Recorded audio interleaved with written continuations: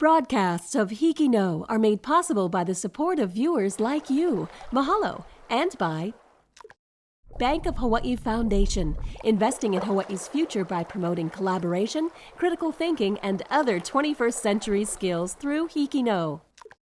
Kamehameha Schools, empowering Hawaiian keiki to explore, discover, and inspire. ABC Stores, a local company helping to transform education and develop Hawaii's workforce through bold learning initiatives like HIKI NŌ.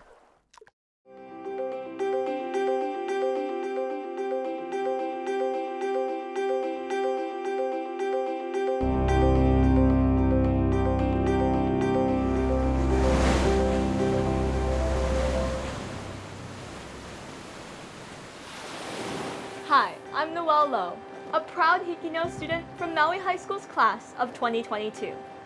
Today, we continue with our profiles of outstanding HIKI NŌ alumni from the first decade of the program. HIKI NŌ premiered on PBS Hawaiʻi in February of 2011, and that May, the very first group of HIKI NŌ alumni graduated. Here is a story of a successful young filmmaker from that very first class. When we're in the story finding process for our first HIKI NŌ package, we didn't know what we wanted. All we knew was there were so many stories done on athletes or, the school, and, it was oversaturated. We wanted to try and expand and do something different. So when we were story finding, we had a lot of great stories and different ideas, but when we heard of Jacob's story, it really stood out because it's something that not everyone experiences, but I think on a certain level, people can connect to that. It was a real life story, which we thought was very impactful because we were to tell the story of a teenage father and how he manages the situation. The biggest struggle in my life was probably adapting to, being a new father and having someone depend on me. Being, a senior in high school, and having to break away from my friends so I could get a full-time job to pay for my son and everything I need and to live here on my own. When we were working with HIKI NŌ, it was like taking it to the next level. We were able to connect with industry professionals, and we were able to get notes from them, and it was a lot of revisions. It was more than I was used to. Just getting back and forth comments on, hey, fix this, adjust this, and then I think I even had to go back and reshoot. Do I want to quit my job? Every day. Every day. But do I want to quit being a father and a provider? No. It's a great feeling. It's probably the best feeling I've ever had, The happiest day of my life was the day Sean was born, It's my son, so it's an amazing thing. So that was actually definitely the greatest day of my life. Growing up, I was always around media. My dad did commercial work and a lot of news stories for the Vietnamese community. So I was always around, cameras and editing and all that. So I fell in love with media. And then throughout the years, I also developed a passion for medicine. So even in high school and through college, I studied to be a doctor. But at the same time, I still continue my craft in media. And at one point it was really hard to juggle both the media side of things and then trying to study for med school and all that. So I kind of had an epiphany moment and was like, hey, you can't do two things. You just got to pick one and focus on it. So in 2016, I did a show and we won an Emmy. And I think after that, I was just like, hey, this is what I'm going to do. This is what I'm in love with. And this is what I want to continue for the rest of my life. So 2016, I went full-on committed to owning my own business and doing filmmaking and creative services full-time. So and I don't regret anything, and it's been amazing since. After we started the company, our work was noticed by a lot of people, and so we were able to work with Hawaiian Airlines, First Hawaiian Bank, Servco, just to name a few.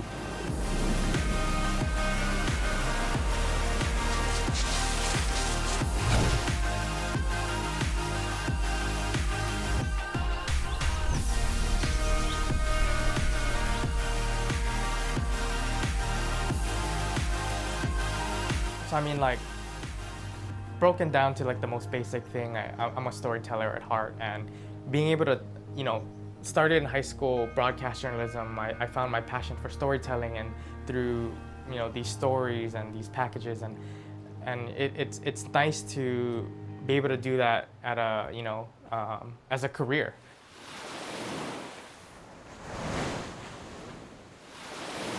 So the first HIKI NŌ story that I recall participating in is called STEM Building.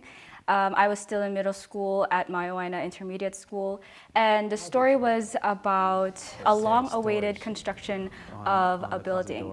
The video kind of touches up on how the school is at capacity. There are about 1,000 students that are just in places where there shouldn't be classrooms. And this building has been approved for about 6 years at the time of that recording, and still it was not yet there. I am happy to say that we are on the precipice of actually starting this project. At that time, the story kind of seemed a little one-sided because as our reporter, who is also a student at the school, it was as if I was just on the side of just kind of more biased, of course, towards my school. And because I did not have that much journalism experience, I really needed to just listen and learn and pay attention to what was being said to me, especially the feedback that was given by my teachers. This is Yasha Ronquillo from Maui Intermediate for HIKI NŌ. I kind of knew that I wanted to continue with journalism and continue with making feature stories because I'm kind of influenced by my family who have also been doing feature stories back in the Philippines. My dad was a school newspaper writer who won competitions nationally, and my grandma as well is a leader of the local school paper. After I graduated from Maui, I went ahead to Maui High School, and I also joined the media program there led by Mr. Karen Cayme. And my first video that I worked on was No Game Plan. I was the editor for this piece and was the youngest in the group. And the story is about Sia Goods Fernandez, who is a former Wahine volleyball player at UH Manoa, and she has been battling with cancer. So even though there were a lot of drafts, a lot of changes that had to occur throughout the process of making this story, I think it was all well worth it. And the things that I've learned again is just patience and being willing to listen.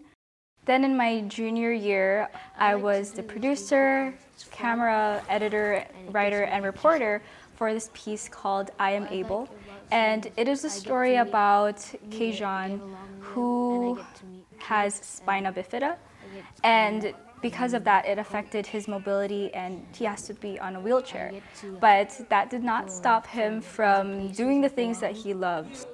Even with his disability, the support Keijan has from his family, paired up with his cheerful attitude, has enabled him to pursue his numerous involvements, proving that he definitely is able. Yeah, at the time I didn't know this was the culminating project, but it eventually became the story that was kind of the highlight of my high school career. And it was an honor to share this story. But coordinating with the keys is not the only worry Keijan has to create that perfect piece. In my senior year of high school, I was involved in a HIKI NŌ story called Aloha Kettle Corn, and this was my last HIKI NŌ story of my high school career.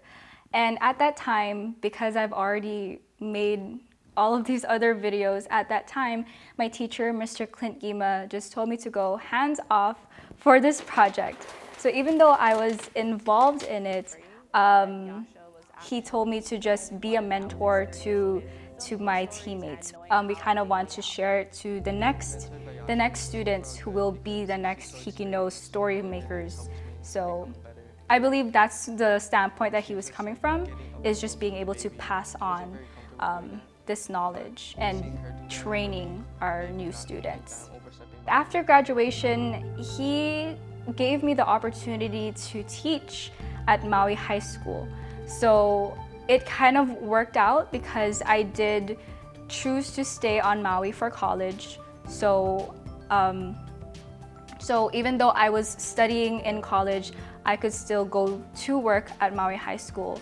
And eventually I became a paraprofessional educator for Maui High, and I was helping out in the Arts and Communication department, greatly in the digital media production. So I helped out with future students for their own HIKI NŌ stories. So going from HIKI NŌ student to a HIKI NŌ teacher was definitely a unique experience. I don't think a lot of people are able to say that. And again, I'm just really grateful for this opportunity. And again, there is that aspect of just passing on the knowledge to future storytellers. So it's a really fulfilling job, and I'm really excited. On this show, you'll hear from diverse voices across the island chain. I remember my teacher, Mrs. Murakami, telling us about this opportunity to host HIKI NŌ, and I remember me and my classmates telling her that we would love to do it, and we would love to go to PBS Hawaiʻi and participate and see ourselves on TV. Our first story takes us to the west side of Oahu, where students from Waipahu. Before we introduce our first story, for the environment touched on by the students at I remember stepping into PBS Hawaiʻi thinking that one day I want to work here. I do remember thinking it was like impossible. Like I just thought it was so cool. Like there's no way I could ever work here. Aloha, I'm Jenilyn Ramos. I'm Angelica Badua. I'm Karen Cayme. And I'm Aaron Putiquit. When Waipahu High School was a home-based school for HIKI NŌ, and I remember thinking, man, this is hard. This is harder than I thought. This is not easy. But being trained by professionals, I just thought like, we should get more credit for this in class because this is not easy. It's not just your usual class project. It's for the whole community to see. My mom's gonna see this on TV. From China with Love was basically about the two teachers who were trying to adopt from China. I interviewed the teachers. I was a writer and editor, but it was a team effort. Being the interviewer, I learned that storytelling can be hard, but it's possible. You have to think of it as not just a project, but also an experience to understand other people and what they're going through in life. Revisions were probably one of the hardest parts. I remember almost giving up. I remember stressing out. I remember thinking, oh, it's never going to be good enough for PBS. I wanted to give up, but we pulled through and finished the project. This is Karen Cayme reporting from Waipahu High School for HIKI NŌ. During college, I found a production technician job position here at PBS Hawaiʻi, so I challenged myself to apply and take the job just to get more experience in the professional world. The biggest skill that I learned from HIKI NŌ that I was able to transfer into becoming a production technician was probably professionalism. But trying to battle college and work wasn't really working out for me, so I did leave PBS for about a year. And then a year later or so, I wanted to come back to PBS Hawaiʻi, but I couldn't come back as a student production technician anymore. So at the time, Advancement was hiring a position. Advancement is the fundraising department, and it's not production, it's not like HIKI NŌ or being in the studio all the time. It's behind the scenes of all that, basically. Because of Advancement, HIKI NŌ can continue and everything else that we do here at PBS. I love what PBS Hawaiʻi represents. I love what we believe in, and that's representing the community, representing the state and our cultures, And that's one of the biggest things that I love about being here. On August 14th, 2020, I gave birth to my baby girl, Alana Bell Mason. I'm 26 years old, and now I'm a mother, and I'm still working at PBS Hawaiʻi. It's not just work that I have to focus on, but also being a mom. It's made me a better person. It motivates me every single day to do my best. If my 16-year-old self was to look at me now, I would think that, wow, she's come a long way. I want to be like her.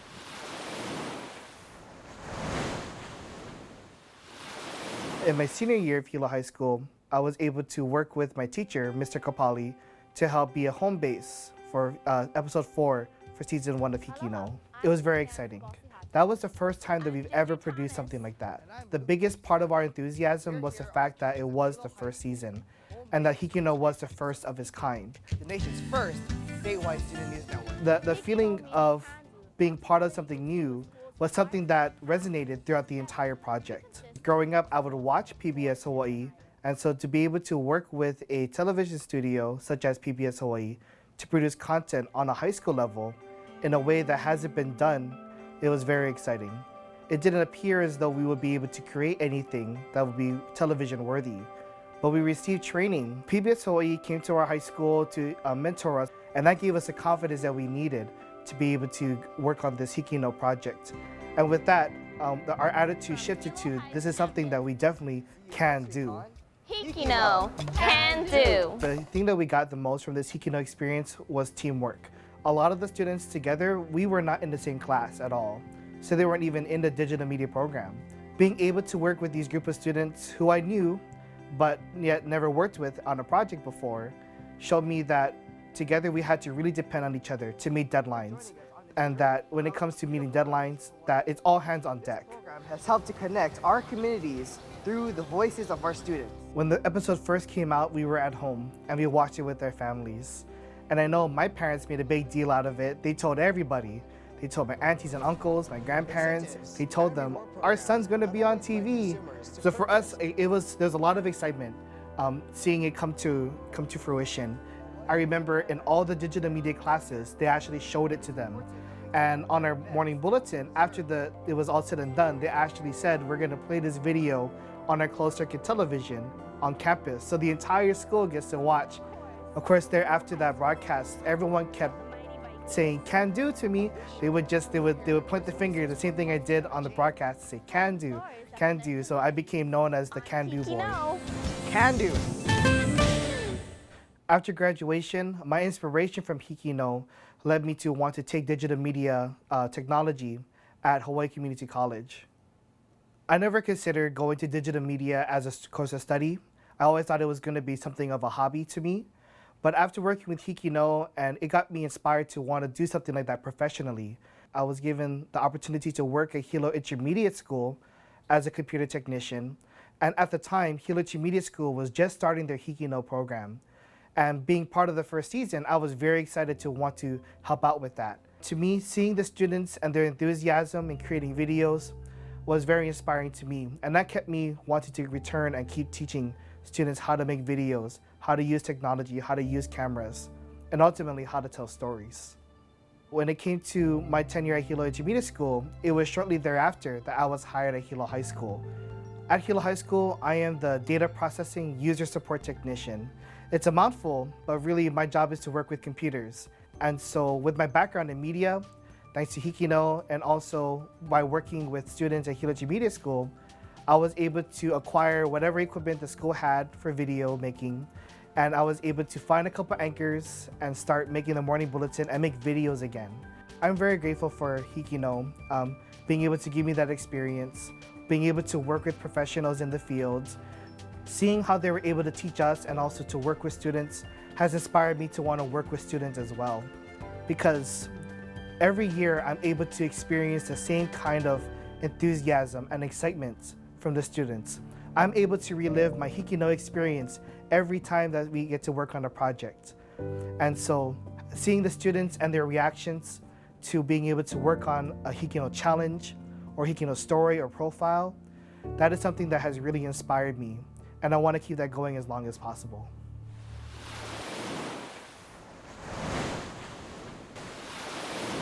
You know, I wanted to be a reporter since I was in elementary school back in Japan. He's just unique. He'll come in with his Wall Street Journal, and most people don't read the Wall Street Journal, even I don't. I was just dressing like old man and like holding pile of newspaper. So, HIKI NŌ for me was like a launching pad for me to get a start, to get a head start in my journalism career. HIKI NŌ gave me opportunities to students like me whose English wasn't necessarily as perfect as native speakers, but it still gave me a fair opportunity, and it still gave me the same playing field. We are back at Roosevelt High School in Makiki district of Oahu. Behind me is a football stadium. My first story at HIKI NŌ that I got to involved in writing on an actual production was a story called Brewing Conversation. And it was about a coffee shop in downtown Honolulu that I found very fascinating. The unique flavors of Hawaii-grown coffee get a boost by Dennis's unique drip process. Each custom brewed cup does take at least 3 minutes, longer than the mainstream coffee chain shops. I felt this is the project I learned how to craft a story and how to construct a story, how to tell a story to the people who have never been to that coffee shop. This was really one of the projects that I had to think a lot about these elements of storytelling. To hear about their origins, professions, as well as experiences they encounter. My mentor was Christy Young. She was a professional journalist at the time, so she gave me and the production team a lot of feedback. This is where we need to do better. This is the area we need to fix. So when I saw the final product on PBS Hawaiʻi, I was enthralled, and this was, I think, the first story that I got to tell based on what I had in my mind. This was really the starting point of my career as a reporter. Until, before then, I had this, vague idea and vague dream of, this is what I wanted to do, but by actually accomplishing this project and then have the final product on the air, I got the taste of, okay, this will be the first of many more stories that I will be telling in the future. This is Satoshi Sugiyama for HIKI NŌ. By junior year, that I knew I wanted to go to a journalism school, and I applied to Syracuse University in Syracuse, New York. The university has great journalism program. Luckily, I got accepted, and I actually got involved in a student newspaper, and then I interned at the Associated Press in Tokyo, Tampa Bay Times in St. Petersburg, Florida, and the New York Times in New York City. Before I came back to Japan and started working for the Japan Times as a reporter. Yeah, so now I am a political correspondent at the Japan Times, which is English daily national newspaper in Japan. My day, starts with me usually waking up around 7:30, 8 o'clock, and I cover the Prime Minister's office, the Parliament, and Foreign Ministry. Whenever there's a story that needs to be written, or news analysis, I write that story from my desk at the Prime Minister's office press corps. At the age 25, when you write national political story, when I see my name on the paper, on the front page, it still gives me chills. It is just that I cannot believe that I get to do this job, at age 25. I just cannot believe it. I just wanted to kind of say that really, HIKI NŌ really gave me a chance to shine and really gave me a chance to get a start with my career. And without the help, I would not be here. And I'd not be here where I am. And I sincerely believe that. Thank you for watching this special alumni profile edition of HIKI NŌ. We hope these graduate stories of their HIKI NŌ experiences have inspired you as much as they have inspired us. Here's to an amazing first decade of HIKI NŌ and to many more decades of Hawaii students showing the world that they HIKI NŌ can do.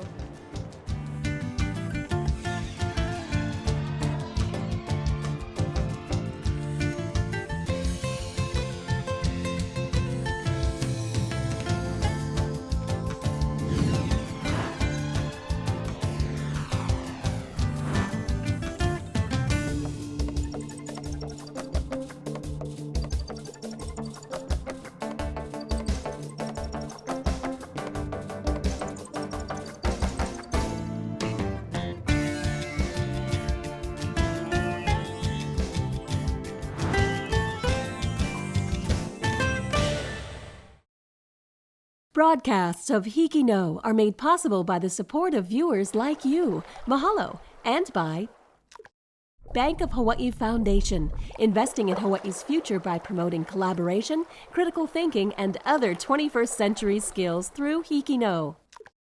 Kamehameha Schools, empowering Hawaiian keiki to explore, discover, and inspire. ABC Stores, a local company helping to transform education and develop Hawaii's workforce through bold learning initiatives like HIKI NŌ.